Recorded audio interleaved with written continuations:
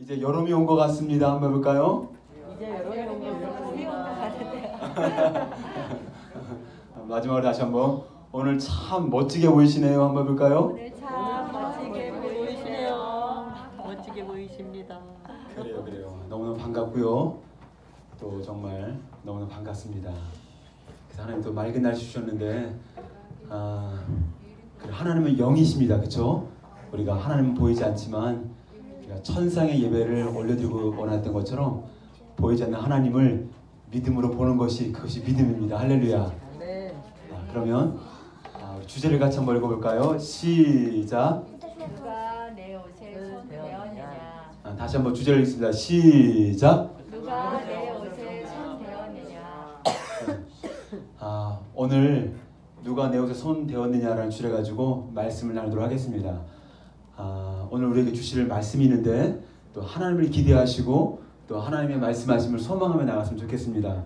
네. 여러분, 제가 어렸을 때 저희 동네가 한 60가구나 70가구 정도 되는 어떤 작은 동네이긴 하지만 그렇게 작은 동네는 아니었던 것 같아요.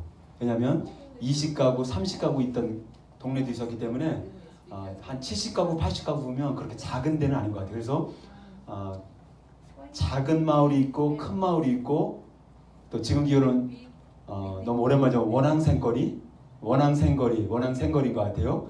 그래서 동네가 세 군데로 나뉘었어요. 그래서 큰 동네, 작은 동네, 원앙생거리 이렇게 되었는데 특별히 저희 집 옆에 한 미친 여자분이 살았어요.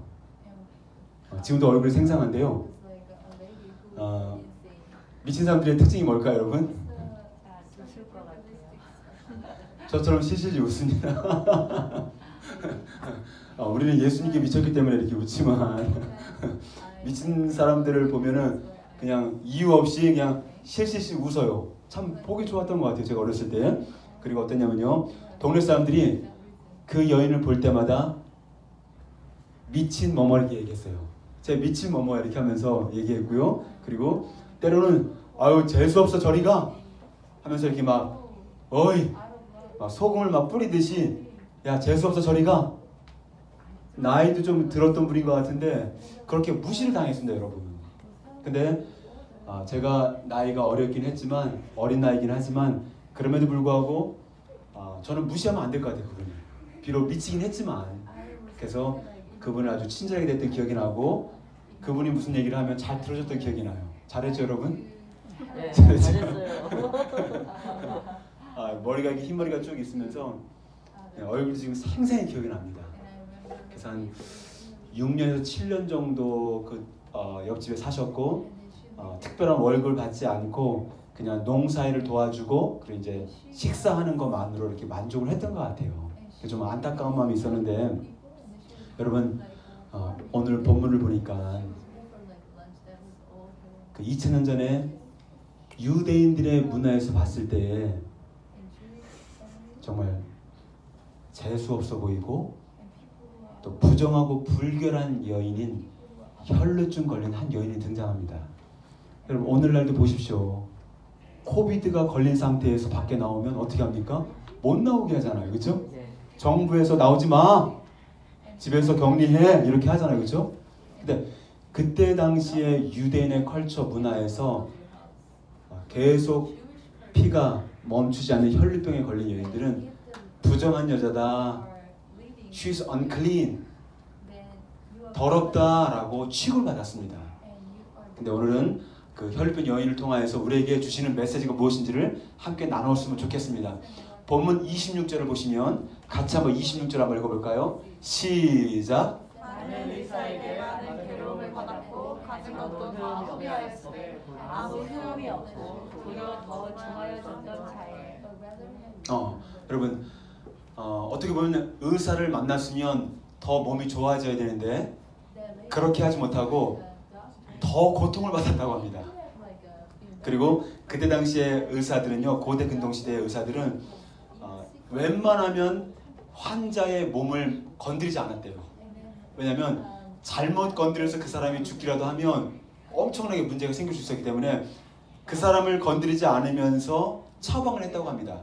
그래서 예를 들면 굉장히 미신적인 방법이라고 할 수 있겠는데 어떤 방법이 있었냐면 환자의 아픔을 고치기 위해서 타조 알을 구해서 그 껍질을 다 깐 다음에 그 껍질을 싹 빠는 거예요. 이렇게 타조 알의 그 껍질을 이렇게 빠는 거예요. 그걸 잘게 빠서 그거를 헝겊에다가 다 이렇게 담아서 그리고 머리 위에다가 올려놓으면 낫는다. 이런 방법도 있었고요. 또 어떤 경우는 돼지 있죠. 돼지 중에서 그냥 건강한 것이 아니라 병들어 죽은 돼지, 그 병들어 죽은 돼지의 발톱을 뽑아서 태워서 갈아서 마신다든가 이렇게 되면 낫는다는 너무 말도 안 되는 소리가 있었죠, 여러분. 그래서 2000년 전에 그 의술을 보면은 훨씬 더 이 여인을 생각해 봤을 때 말도 안 되는 의술을 통하여서 훨씬 더 어려움을 겪었는 것을 우리가 볼 수가 있습니다. 근데 거기 25절을 보시면 몇 년 동안 혈루증에 걸렸다고 나왔어요, 여러분? 몇 년 동안 고통을 받았다고 나왔네요, 오늘? 그렇지. 역시 12년. 여러분 잘 보세요. 오늘 혈루증 여인의 이 장면은 어떤 장면입니까? 샌드위치 구조예요, 여러분. 해당장 야이로의 딸이 거의 죽어가는 그 판에 살려달라고 와서 손을 얹으면 살겠습니다라는 그 말씀을 듣고 예수님과 해당장과 사람들이 야이로의 집으로 지금 가고 있습니다. 근데 그런 가운데 혈루증 여인이 등장하는 거거든요. 그리고 혈루증 여인이 치유받은 다음에 그 다음 또 다시 그 12살 난 그 아이를 치유하는 장면이 나오죠. 다시 말해서 샌드위치를 생각했을 때 겉에가 더 중요합니까? 아니면 속 안이 더 중요합니까? 우리 원이? 샌드위치요? 샌드위치가 인사이드가 더 중요해? 아웃사이드가 더 중요해? 안에가 그래도 더 중요하지 않을까요? 그렇지. 인사이드에 뭐가 들어가냐에 따라서 참치 샌드위치 또 뭐가 있습니까? 햄 샌드위치 달걀 샌드위치 다 달라지거든요. 그래서 오늘 야이로의 딸을 고쳐주는 장면과 혈루증 여인이 함께 샌드위치로 나와 있는데 더 중요한 건 오늘 말씀하는 부분이에요, 여러분. 근데 12라고 되어 있잖아요, 그렇죠? 그게 뭘 의미합니까? 유대인의 관점에서 12는 뭡니까? 완전수요. 하늘의 3과 땅의 4를 합쳐서 3, 4, 12. 그래서 12는 완전수를 말하는데 이스라엘 지방의 사람들의 지파가 몇 지파입니까? 12지파. 그래서 12지파는 완벽하다는 걸 이렇게 보여주고 있어요. 그러니까 다시 말하면 뭐냐? 이 완벽함은 가장 고통스럽고 인간이 당할 수 있는 가장 어려운 순간을 우리에게 이야기해주고 있다는 것입니다. 또한 여러분 혈루병은 어떤 병입니까? 부인병이라고 해서 계속 피가 흐르되 멈추지 않는 거죠, 여러분. 보통 여인들 같은 경우는 이제 7일 정도 생리기간을 갖게 되는데 그 이외에도 피가 흐를 때 어떻게 보면 어떻습니까? 이 여인이 건강했을까? 안 건강했을까? 피가 흐르면 어떤 증상이 나타날까요, 여러분? 그렇지. 통증도 있겠지만 빈혈이 있지. 빈혈. 얼굴이 창백하고. 그래서 얼굴도 창백합니다. 그래서 첫 번째는 육체적인 고통이 있었고요. 그 레위기 15장의 율법에 의하면 어떻게 됩니까? 혈루병 환자는 부정한 자로 규정되어서 사람을 만날 수 없었기 때문에 어떻게 됩니까? 정신적인 우울증도 겪고 있다는 거예요, 여러분. 지금 3년째 팬데믹이 계속 진행되게 되면서 연구 조사에 의하면 팬데믹을 겪지 않을 때보다 3배에서 4배까지 사람들의 우울증이 계속 증가한다고 합니다. 특별히 나이가 드신 그 어르신들 있죠? 그분들은 훨씬 더 정신적 우울증을 정말 겪고 있다고 지금 보고를 해주고 있습니다. 그런데 또 한 가지 바로 뭡니까? 그래도 여러분들은 나와 있잖아요, 그렇죠? 근데 진짜 아픈 사람들은 못 나오기도 하잖아요, 그렇죠? 또 특별히 코비드 걸린 사람들 나옵니까, 못 나옵니까? 못 나오죠. 근데 이 여인이 율법이면 부정한 여인이기 때문에 해당을 나올 수가 없었는데 몇 년 동안 못 나왔을까요? 12년. 적어도 12년 동안 해당을 나오지 못했다는 거지. 아무리 여러분들이 믿음이 있다 할지라도 12년 동안 교회 공동체와 해당 공동체와 분리가 되어서 만날 수 없고 말씀을 들을 수 없었다면 여러분들의 믿음이 어떨까요? 좋아질까 나빠질까? 나빠질 것 같아요. 믿음이 떨어지겠죠, 여러분. 지금 현실이 그렇습니다. 그런데 이런 어려운 상황에서 주님이 말씀하십니다. 내 믿음이 너를 구원했다. 내 믿음이 너를 구원했다라고 말씀해 주십니다. 그러면 치유해 주십니다. 예수님은 여기서 믿음이라는 단어를 우리에게 사용하고 계시는데, 그렇다면 이 여인이 가졌던 믿음이 어떤 믿음인지 잠깐 살펴봤으면 좋겠습니다. 27절을 봅시다. 같이 한번 읽습니다. 시작. 예수의 소문을 듣고 우리 가운데 기어 들어와서 그의 옷에 손을 대니. 그렇죠. 저는 이 여인을 이렇게 지켜보고 묵상하면서 예수의 소문을 듣고 예수님께 왔어, 그렇죠? 근데 예수님의 소문만 들었지 정말 예수님이 어떤 사람인지 얼마나 많이 들었을까? 그리고 12년 동안 회당으로부터 나올 수 없는 상황이었다면 이 여인이가 얼마나 믿음이 있을까? 그래서 제가 한 가지 시도하기 원하는 것은 지금까지 한 25년 정도 이상 말씀 사역을 해보게 되면서 같은 본문을 가지고 다른 해설 가지고 설교를 해본 적이 사실은 한 번도 없어요. 또 그렇게 설교하시는 목사님을 본 적도 없습니다. 근데 오늘은 오늘의 관점과 얼마든지 그럴 수 있거든요. 그러니까 다음 주에는 기도하는 중에 결정을 좀 해야 되겠지만 좀 다른 관점에서 똑같은 본문이지만 전혀 다른 관점에서 말씀을 해석해보면 어떨까라는 생각을 좀 하게 되는데요. 오늘 본문을 보시면 어떻게 합니까? 예배를 드릴 수도 없었고 회당을 나갈 수도 없었고 말씀을 들을 기회도 없었고 믿음을 가질 수 있는 기회가 전혀 없었다는 거죠, 여러분. 그런데 로마서 10장 17절을 보시면 같이 한번 읽어봅시다. 시작. 그러므로 믿음은 들음에서 나며 들음은 그리스도의 말씀으로 말미암느니라. 말씀과 믿음이 함께 가고요. 또 어떻게 우리가 믿음이 성장할 수 있을까요? 말씀을 들을 때 믿음이 성장하는 한 가지 방법이 있고요. 고린도전서에 보시면 어떤 이에게는 다른 이에게는 성령으로 믿음을 성장시킬 수 있는 방법 중에 한 가지가 성령이 아니고서는 믿음을 성장시킬 수 없다고 얘기하고 있습니다. 그런데 오늘 이 여인을 봤을 때 믿음을 성장할 수 있는 과정이 없었지만 그럼에도 불구하고 한 가지 희망을 가지고 있었던 건 바로 무엇이냐면 나같이 더러운 여인도 나같이 부정한 여자도 고침을 받을 수 있을까라는 기대감을 가지고 나왔다는 거죠. 그럼 함께 28절 같이 한번 읽겠습니다. 시작. 이는 내가 그의 옷에만 손을 대어도 구원을 받으리라 생각함이니라. 여러분, 예수님이 환자들을 치유하실 때 어떻게 치유하셨을까요?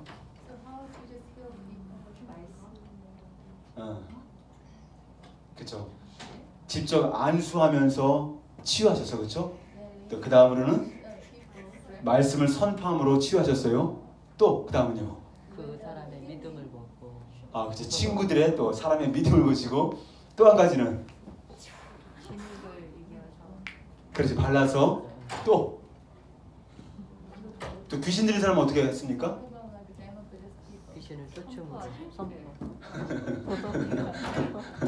귀신을 설득하지 않고 그렇죠. 말씀으로 귀신을 쫓아내셨습니다. 근데 오늘 본문을 보시면 혈루증 걸린 여인이 어떻게 합니까?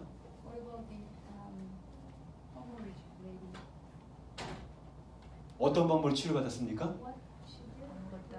조용히 예수님의 뒤편으로 와서 무리들 가운데 끼워서 그 예수님의 옷간을 마치는데 여기서 예수님의 옷간은 뭐냐면요, 옷술이라고 하죠. 그래서 유대인들에게 옷은 아니지만 겉옷처럼 이렇게 두르는 게 있는데 그게 바로 뭐냐면 그 네 군데에다가 어떻게 합니까? 옷수를 다는데 우리가 경단이라고 하죠. 그래서 청색 실을 넣어서 이렇게 줄을 늘어뜨립니다. 보여줄까 준비를 하려다 말았는데 4가지 청색 실로다가 하게 되는데 바리새인들은 어떻게 했느냐? 그 줄을 왜 달았느냐? 그 옷수를 왜 만들었느냐? 왜 달았느냐? 그 이유는 그것이 하나님의 말씀을 의미했어요. 하나님의 율법을 의미했고 너는 하나님의 율법을 가지고 거룩하게 살아야 되는 존재야. 그거를 얘기해 주기 위해서 그런 옷을 달았다고 합니다. 이 여인의 믿음이 어떠한 믿음인가? 오늘 이 여인의 믿음이 어떠한 믿음인가? 어떤 분들은 해석하기를 굉장히 큰 믿음이 큰 여인이다. 그렇잖아요. 여러분 생각해 보세요. 이렇게 육체적인 질병이 있고 나오면 언제 돌 맞을지도 모르는 그런 여인인데 빈혈도 있고 쓰러질 수 있는 그런 상황입니다. 여러분 어떻게 보면. 그런데 이렇게 와서 수많은 무리들 가운데 밀치고 설치고 하는 그 가운데 나와서 예수님을 만졌다는 건 굉장히 큰 믿음일 수 있거든요. 그렇게 해석하는 분들도 있습니다. 근데 오늘은 다른 관점에서 정말 이 여인에게 큰 믿음이 있었을까? 어떻게 보면 그냥 뒤쪽에 와서 예수님의 옷가를 만지면 나을 수 있다는 그 생각하는 거 너무 중요한 부분이긴 하지만 그 믿음이 과연 어떤 믿음일까? 정말 큰 믿음일까? 근데 전체적인 상황을 미뤄봤을 때 12년 동안 혈류병 가운데 분리되어서 살았던 이 여인에게 큰 믿음이 있었을까? 저 그렇게 생각하지 않아요. 그렇지 않았을 것 같아요. 단지 소문을 듣는 그 믿음. 그래서 뉴욕의 그 리디머 교회라고 해서 아마도 잘 아실 텐데 팀 켈러 목사님은 왕의 십자가라는 책에서 어떻게 얘기해 주냐면 이 여자는 예수님의 능력을 믿고 있었지만 다소 미신적으로 이해하고 있었다. 그렇게 평가를 했습니다. 그리고 신학자 존 칼빈도 혈류증 여인인 병을 고쳐달라고 예수님께 와서 직접 간청하지 않고 뒤로 와서 몰래 예수님의 옷가를 만진 것은 바른 길에서 약간 벗어나는 행동이며 그녀의 신앙이 약하고 미약한 상태임을 우리에게 보여주는 것이라고 평가를 해주었습니다. 저는 이 여인을 보게 되면서 그렇구나. 이 여자가 아주 견고한 믿음, 강한 믿음, 성장하는 믿음을 갖기에는 그럴 어떤 과정들이 너무 없었어요. 이 여인에게.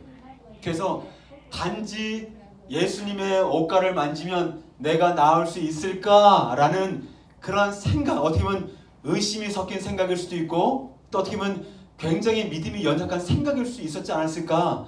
저는 그런 생각을 좀 해보게 되었습니다. 그런데 중요한 건 여러분, 하나님은 정말 이렇게 작고 연약한 믿음조차도 정말 기뻐하신다. 정말 기뻐하신다.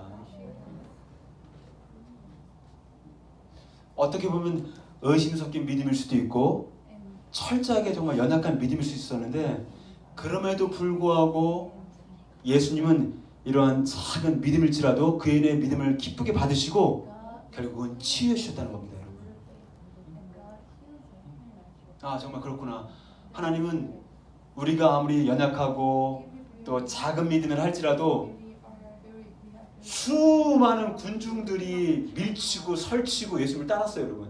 그렇죠? 그런데 그렇게 수많은 군중들 사이에서 누가 이 여자 한 명만 어떻게 작은 믿음이지만 그 믿음을 가지고 옷가에 손을 대었을 때 어떻게 예수님부터 그 능력이 나갔다고 말씀했어요. 여러분.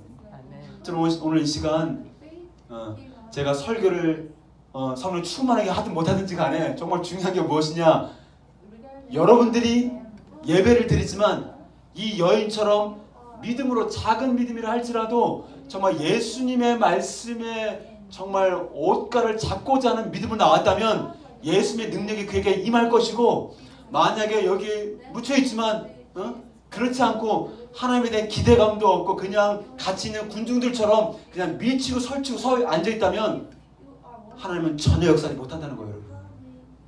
그렇지 않겠습니까?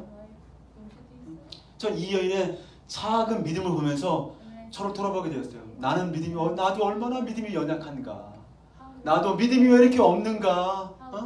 주님 저를 불쌍히 여겨주십시오. 내게 믿음이 필요합니다. 세상을 이길 믿음, 그 믿음이 필요합니다. 히브리서 11장 6절 같이 한번 사람의 말씀 한번 같이 한번 읽어봅시다. 시작. 믿음이 없이는 기쁘시게 못하나니 하나님께 나아가는 자는 반드시 가 계신 것과 또한 자기를 찾는 자들에게 상 주시심을 믿어야 할지니라. 믿어야 할지니라. 여러분 저를 보십시오. 보십시오. 지금 마가복음 5장에 이 여인이 등장하는데요. 마가복음 4장에는 어떤 장면이 나옵니까? 제자들이 예수님과 함께 배에 함께 타고 가면서 풍랑이 일어났습니다. 지난주 설교에는 예수님이 배 안에 있지 않고 배 밖에 있었죠. 그렇죠? 그래서 유령이다. It's a ghost라고 하죠. 다 놀랍니다. 근데 지금은 예수님이 배에 함께 타고 있다는 거예요. 근데 풍랑이 칩니다. 물이 닥칩니다. 예수님은 아직도 주무시고 계셔. 예수님 우리를 케어하지 않습니까? 정말 케어하지 않는 것 같아. 그래서 배 안에 이렇게 있는데 물을 다 떠내고 막 엎어질 것 같은데 예수님이 주무신다는 게 말이 됩니까?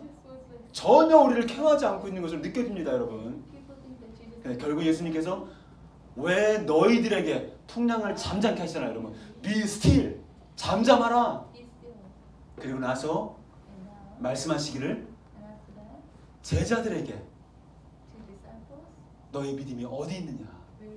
믿음이 없는 자들아, 너희 믿음이 도대체 어디 있느냐? 제자임에도 불구하고 믿음 없음에 대해서 책망하시는 예수님의 마음을 사실 보게 됩니다. 그리고 마가복음 5장이죠 지금 혈루병 여인이. 그 다음 마가복음 6장을 보시면 어디가 나옵니까? 자기 동네에서 아픈 자들을 향하여서 귀신 들린 자들을 향해서 고쳐주기를 원하고 계십니다. 그래서 막 고쳐주려고 하는데 너 요셉의 자녀 아니냐? 카펜터의 자녀 아니냐? 하면서 예수님을 정말 신뢰하지 않고 믿지 않습니다. 네, 예수님 뭐라고 합니까?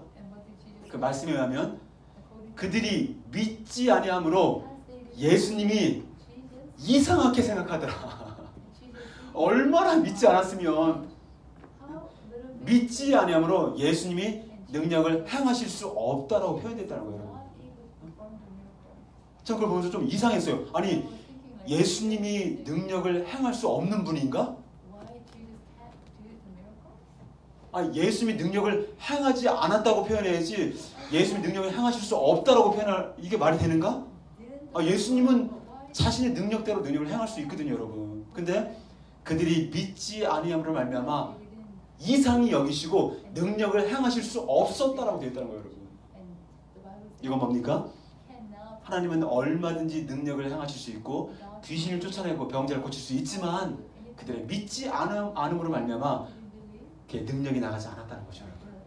여러분, 하나님은 우리의 믿음을 기뻐하십니다. 여러분, 하나님은 우리의 믿음이 연약할지라도 정말 기뻐하십니다. 저는 마가복음 4장과 5장과 6장을 보게 되면서 제자들의 그 믿음 없음을 책망하시고 동네 사람들의 믿음 없음을 책망하시고 보게 되면서 정말 아무리 작은 믿음일지라도 정말 예수님께서는 우리의 믿음이 얼마나 목말라 하시는가. 와, 정말 얼마나 목말라 하시는가. 정말 예수님이 우리의 작은 믿음 그거를 못 찾아갖고 그 믿음이 너무 목말라 있는 거야. 그런 예수님의 모습을 볼 때 저도 막 저를 보면서 너무 안타까운 거예요. 정말 그 작은 믿음을 드리지 못해서 제자들을 책망하고 동네 사람을 책망하시는 그 예수님의 모습이 바로 그 모습이 한 주소가 우리들은 아닌가라는 생각을 또 해보게 됩니다. 누가복음 17장 6절 말씀 같이 한번 보겠습니다. 시작. 주께서 이르시되 너에게 겨자씨 한 알만한 믿음이 있었다라면 이 뽕나무대로 뿌리가 뽑히어 바다에 심겨라했을 것이요 너에게 순종하였으리라. 여러분 겨자씨가 얼마나인지 잘 아시죠? 한번 보여주세요. 어떻게 보면 지금 좀 크게 보이는데요. 진짜 겨자씨를 보게 되면 너무너무 작습니다. 어떨 때는 눈에 안 보일 정도로 너무 작은 겨자씨가 있어요, 여러분. 근데 너에게 겨자씨 한 알만한 믿음이 있었다라면 뽕나무가 뿌리째 뽑혀서 바다에 던지라 해도 그렇게 될 것이다. 순종할 것이다.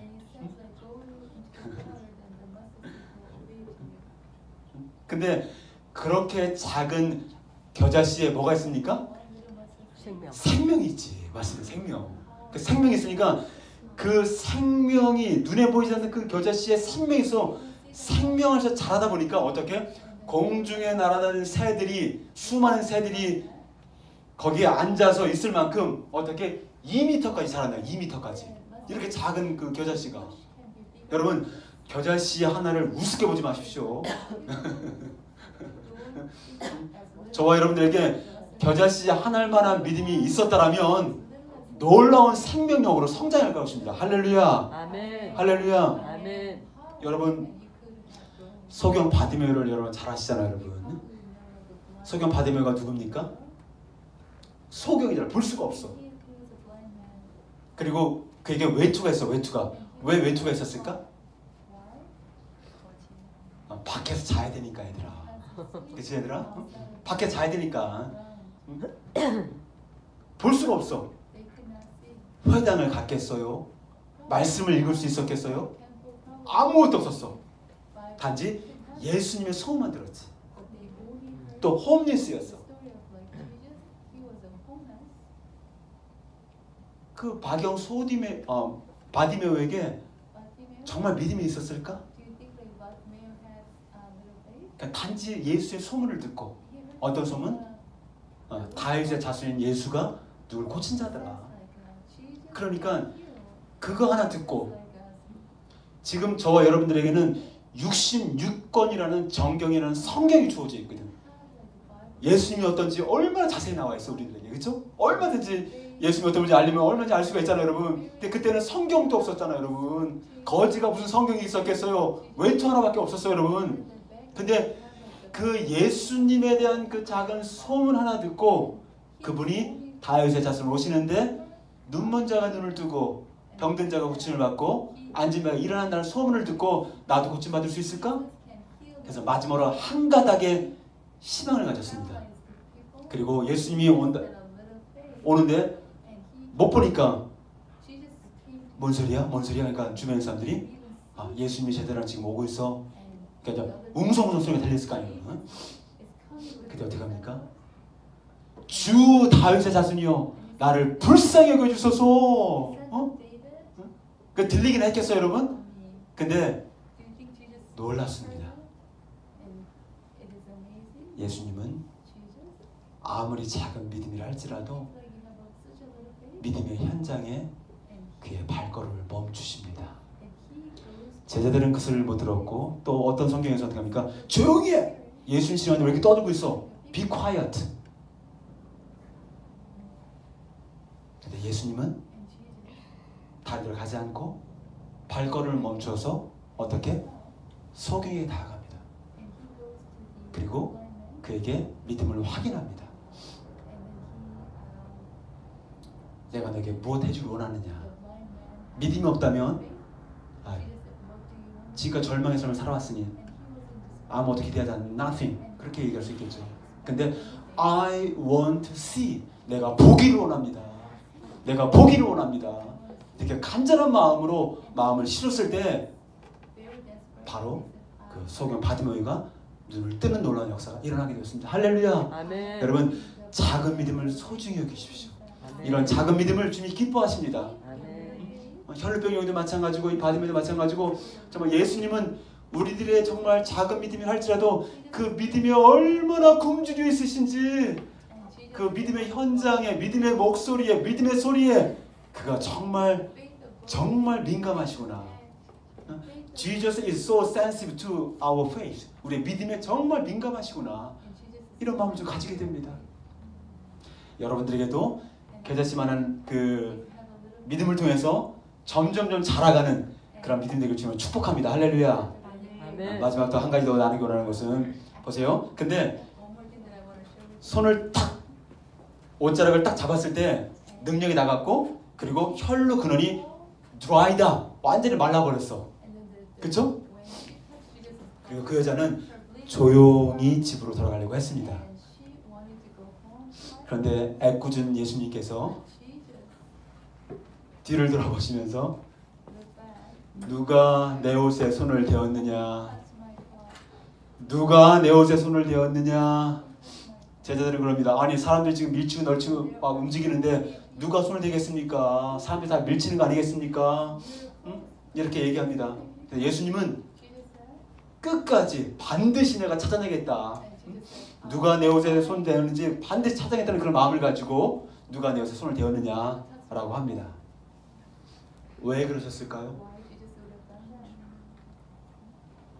왜 그러셨을까요? 네가 고침받았으면 적어도 감사의 인사를 해야 되는 거 아니냐? 이 부정한 여인아? 어떤 감사의 인사를 듣고자 그렇게 했을까요, 여러분? 아니요. 그렇죠. 그렇게 공개적으로 사람들 앞에서 자신이 어떤 일을 했는지를 말하는 것은 그 여인에게 굉장히 큰 두려움이었습니다. 왜냐? 예수님의 그 옷과 옷을 그것은요 가족들만 만져야 되는 거예요. 다른 사람 만질 수가 없어요, 여러분.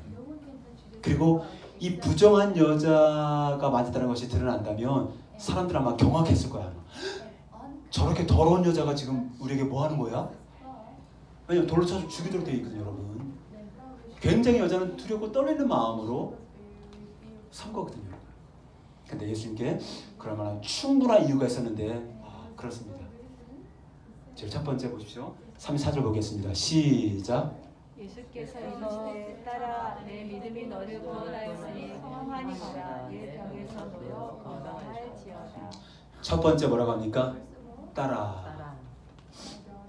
따라가 무슨 말입니까? 그죠. 이거는 딸을 지극히 사랑하는 아버지가 자기의 딸을 향해서 사랑하는 딸아, 뒤가테르, 원래 뒤가테르가 정말 애정과 사랑을 담아서 부르는 겁니다. 여러분들 자녀들을 부를 때 아들아, 딸아 이렇게 할 때 정말 사랑을 담아서 하는 이야기 말인 것입니다. 여러분, 혈루증 여인에게는 여러 가지 문제가 많았는데 제일 먼저 혈루증이 걸렸죠, 그렇죠? 일단 두 번째 뭡니까? 이 여자에게는 죄책감과 수치심이 있었다는 거예요. 근데 죄책감은 뭡니까? 자기가 죄를 행한 행동에 대한 문제거든요, 그렇죠? 그래서 죄책감에 대한 문제는 내가 잘못 행동한 그 행동에 대해서 하나님께 회개함으로 용서를 받을 수가 있어요, 여러분. 근데 수치심, 너는 더러운 여자야, 너는 재수 없는 여자야, 너는 가망이 없는 여자야, 너는 부정한 여자야 라고 하는 그 수치심은 뭡니까, 여러분? 그 여자의 정체성을 흔들어 버리는 그런 거거든요. 어떻게 보면 이거는 존재에 대한 부분이라는 거죠. 그렇죠? 이런 존재에 대한 부분들은 어떻게 치유가 일어날까요, 여러분? 이거는 철저히 한없는 용납과 받아주심, 이거 외에는 해결되지 않는 거예요.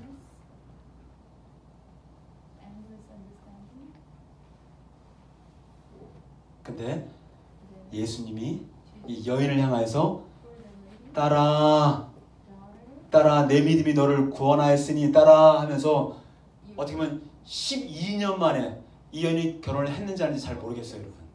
만약에 결혼을 했다 할지라도 철저히 헤어지는 이유가 될 수밖에 없어. 같이 살 수가 없는 거예요, 여러분. 부정한 여자이기 때문에. 근데 적어도 12년 만에 처음으로 자신을 용납하는 그런 사랑의 언어를 처음 듣게 된 거예요. 어떻게 보면 수치심을 치유받는 시간이 되는 거예요. 아멘. 아멘. 누가 우리 존재에 대해서 흔드는 사람이 있었습니까? 근데 주님이 사랑하는 딸아, 사랑하는 아들아 하면서 우리에게 말씀하십니다. 한없이 용납하고 받아들이시는 그 주님의 음성을 믿음으로 받으시기 바랍니다. 할렐루야. 두 번째, 내 믿음이 너를 구원하였다. 그냥 조용히 만지고 도망쳐 버렸으면 그냥 육체의 질병은 치유받았을 것 같아요. 근데 예수님이 행하시기 원하시는 그 치유는 그냥 육체적인 치유뿐만이 아니라 어떻게? 영적인 치유. 할렐루야. 예수님은 그 여인이 한 번 치유받고 끝나는 것이 아니라 영원히 사귐을 가질 수 있는 그런 영혼의 구원의 치유를 우리에게 허락해 주실 것입니다. 할렐루야. 이 여자는 내가 그것을 만지면 나을 수 있겠다라는 생각만 가졌지만 예수 뭐라고 합니까? 만지면 낫겠다는 그 연약한 그 믿음이긴 하지만 너를 치유한 건 미신적인 그런 태도가 아니라 뭐냐? 내 믿음이 너를 구원한 것이다. 그것이 믿음이다. 그냥 미신적인 방법이 치유가 아니라 너의 행동은 작지만 연약하지만 그것이 믿음이다. 그 믿음이 너를 구원했다라고 말씀해 주시는 것입니다. 그러니까 세 번째 뭐라고 합니까? 정말 두려워 떨며 왔던 이 여인에게 뭐라고 얘기합니까? Go in peace. 평안히 가라. 평안히 가라. 여러분 편안함은 얼마든지 돈으로 살 수 있어요. 여러분 걸어다니기 불편하면 차를 사갖고 편안하게 달 수 있죠. 그렇죠? 바닥에 다니는 거 힘들면 침대를 사갖고 편안하게 누워서 잘 수 있어요. 여러분 그렇죠? 편안함은 얼마든지 여러분들이 돈으로 살 수가 있어요. 그러나 하늘로부터 내려오는 평안함은 돈으로 살 수가 없고 오직 하나님과의 화목한 관계에서만이 가능한 것입니다. 다 같이 한번 찬양할까요? 평화로다 하늘 위에서 내려오네 그 사랑의 물결이 영원토록 내 영혼을 덮으소서. 이런 평화의 노래를 부르시면서 하나님의 놀라운 평화를 누리길 소망합니다. 할렐루야. 우리의 청년들도 우리의 청소년들도 하나님의 놀라운 평화를 누리길 간절히 소망합니다. 할렐루야. 그 다음에 이제 네 번째 어떻게 됩니까? 이제 육체의 불치병 곧 혈루병에서 놓여 건강할지어다라고 선포해 주셨습니다. 이것은 정신적으로 정서적으로 육체적으로 영적으로 전적 구원을 우리에게 선포해 주신 것입니다.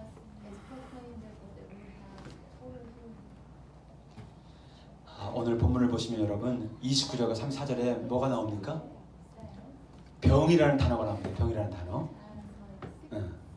두 번 나오는데요. 이 병의 뜻은 뭐냐면 전염병, 그 다음에 역병, 그 다음에 재앙이라는 뜻이 있습니다. 근데 그 원어적인 의미는 뭐냐면 죄인을 다루는 채찍이라는 뜻이 있어. 이 병에 채찍이라는 원래 원어적 의미가 있다는 거예요. 근데 그 채찍을 뭘로 만듭니까? 채찍을 만들 때 황소의 힘줄과 그리고 뼈로다가 만든다고 합니다. 그래서 이 로마의 병정들이 예수님의 육체를 향하여서 이 채찍을 휘둘렀을 때는 어떻게 합니까? 그 황소의 힘줄의 그 강한 힘줄과 뼈가 그 몸을 완전히 살을 후벼 파면서 그 다음에 잡아 당겼을 때 속살이 터져 나오는 거예요, 여러분. 채찍이 굉장히 무서운 겁니다, 여러분. 우리 고난주간 때마다 한 번씩은 맞아도 괜찮을 것 같아, 그렇지? 한 번씩. 여러분 필리핀에서는 천주교 있죠. 거기서 그 고난을 경험하기 위해서 십자가를 경험을 하게 하잖아요. 그렇게 원하는 사람은 십자가를 진짜 이렇게 해서 하는 사람도 있어요. 그러니까 발런티어를 하는 사람들이 있어. 내가 정말 십자가의 고통을 경험하겠다. 그래서 10명 정도 하면 8명은 이제 박을 때 기절한다고 그러더라고. 그러면 이제 탈락. 그럼 이제 한두 명 정도가 정신이 있는 상태에서 이 박히는 거 아마 동영상을 봤었는데요. 아우 끔찍하더라고요. 조금씩 경험한다고 달고 있는 거예요, 이거를. 보세요. 그렇게 채찍으로 내리칠 때 속살을 후벼 파는 그런 고통이 일어나게 되는데 채찍하면 어떤 생각 납니까? 이사야서 53장 5절에 같이 한번 봅시다. 시작. 그가 채찍에 맞음으로 이게 무슨 의미입니까? 그렇죠. 메시아가 채찍을 맞고 우리로 낫게 만드신다는 거예요. 메시아의 예언을 말씀하는 건데 그 예언이 언제 성취가 되느냐? 베드로전서 2장 24절 보겠습니다. 시작. 채찍에 맞음으로 나음을 얻었다. 사도 베드로는 그 앞으로 오실 메시아가 채찍을 맞고 우리로 낫게 하신다는 것을 예언의 성취를 우리에게 보여주시는 것입니다. 다시 말하면 혈루병 여자의 그 부정함과 그 질병이 어떻게 믿음의 통로를 통하여서 어떻게 예수님께 전가가 되는 거예요, 여러분. 응? 아멘. 그리고 어떻게 합니까? 그 대신에 예수님은 자신이 채찍에 맞음으로 말미암아 그 여인에게 깨끗함과 치유와 그 다음에 영혼의 구원을 허락해 주신 것입니다. 수학적인 용어로 과학적인 용어를 쓰겠지만 이것을 우리가 어떻게 합니까? 영적인 치환이라고 할 수 있어. 서로 바꿔놓는 거야. 나의 죄와 더러움을 예수님께 트랜스퍼 시켜주고, 그리고 그 예수님은 그 더러움들을 받고 죄악을 받은 다음에 우리로 하여금 죄 없음, 또 치유, 또 영혼의 구원, 이걸 허락해 주신다는 거지. 마태복음 8장 17절을 같이 한번 읽겠습니다. 시작. 이는 이사야로 말미암아 우리의 연약한 것을 친히 담당하시고 병을 주어주시고 사람을 용서하시도다. 그렇죠. 나의 연약함을 주님이 뒤집어 쓰시고, 또 나의 질병을 뒤집어 쓰시고, 나의 죄악을 뒤집어 쓰시고, 그리고 그분은 어린 양처럼 철저하게 채찍과 고통을 당하시면, 그리고 그분은 나에게 강건함과 영혼의 치유와 또 깨끗함을 또 허락해 주신 것입니다. 저는 이제 예수를 믿으면서 예수님이 채찍에 맞음으로 우리의 연약함과 질병을 짊어지셨다라는 말씀을 알고 깨달은 이후부터, 그때부터 저에게 지금 살아오면서 수많은 질병과 연약함들이 있었습니다. 무릎이 아픈 적도 있었고, 그리고 또 뭐 두통은 말할 것도 없었고, 그러니까 비염도 얼마나 많이 있었는지 모르겠습니다. 근데 그럴 때마다 어떻게 합니까? 예수님이 채찍에 맞으심으로 내 비염은, 내 두통은 치유를 받았습니다. 할렐루야. 아멘. 이렇게 선포하는 거예요, 여러분. 아멘. 근데 어떨 때는 이게 장난처럼 느껴져. 그냥 뭐 이렇게 수리수리 마술이 하는 것처럼, 뭐 연부를 외우는 것처럼, 뭔가 뭘 외운다 그러죠, 우리가? 주술을 뭐 이렇게 하는 것처럼, 뭐 금나라 뚝딱, 은나라 뚝딱처럼 이게 막 안 믿겨지거든, 어떨 때는. 근데 말씀의 순종함으로 예수가 첫째가 채찍에 맞음으로 너희가 남을 입었다, 나는 치유 받았다라고 선포했을 때, 그럼에도 불구하고 또 봄이 되고 뒤면 또 비염이 또 나타나. 그러면 이거 해도 안 되네, 이런 생각이 들어. 또 왜 많은 사람들이 치유 기도를 계속해서 하지 못할까? 이유를 살펴봤습니다. 왜 그럴까요? 한 번 기도했을 때 치유받지 않았다고 생각하기 때문에. 근데 생각해 보시죠. 아까 앞에서 얘기했을 때 눈먼자를 치유하실 때도 예수님도 한 번으로 치유하지 않으셨어. 한 번 딱 한 다음에 뭐가 보이냐? 뭐 나무가 걸어다니는 것 같아요. 그럼 또 침을 뱉다고 이렇게 발라주니까 지금은 좀 더 잘 보여하면서, 예수님의 치유하심도 단번에 치유한 것들도 있었지만 그렇지 않고 반복적으로 치유했던 장면이 많이 나와요, 여러분. 하물며 우리야, 여러분. 그래서 저는 여러분들이 믿음으로, 또 아픔이 있었을 때 당연히 약을 먹고 병원을 가고 또 의사를 만나고 이것도 해야 되겠죠, 여러분. 그러나 좀 주신 치유의 권세를 사용해서 믿음으로 정말 선포하는 것이 너무 필요하다는 거예요, 여러분. 할렐루야. 아멘. 할렐루야. 아멘. 그리고 그렇게 반복을 하다 보면 어느 순간에 이게 믿음이 될 때가 있어. 치유하시겠구나.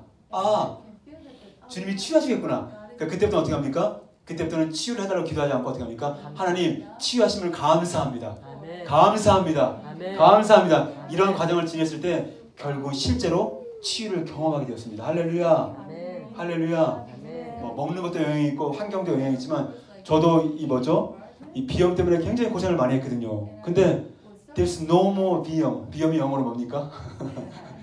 더 이상 저 비염 없습니다. 할렐루야.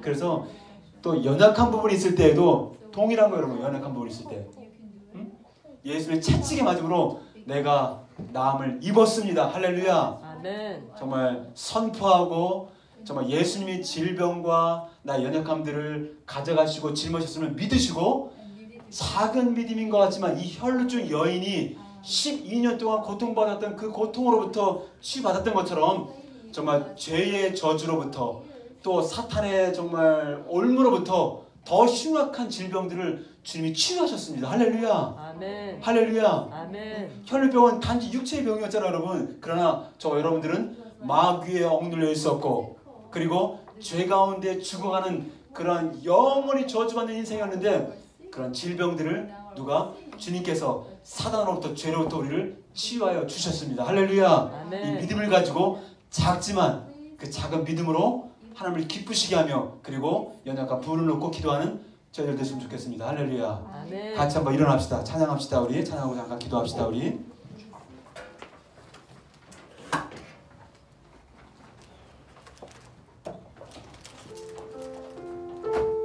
약할 때 강함 대신에